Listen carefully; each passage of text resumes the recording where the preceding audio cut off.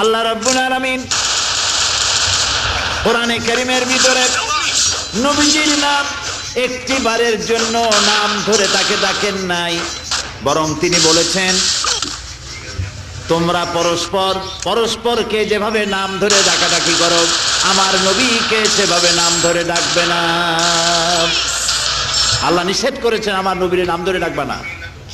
সুবহানাল্লাহি ওয়া বিহামদিহি। এই পৃথিবীতে যত নবী আসছেন সমস্ত নবীরা হলেন এলাকা ভিত্তিক নবী, অঞ্চল ভিত্তিক নবী।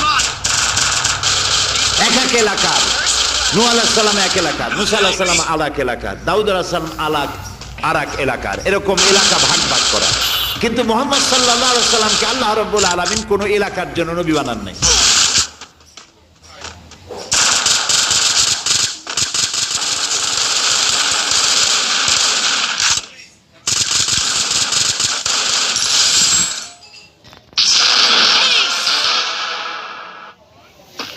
Nasıl bulacağım?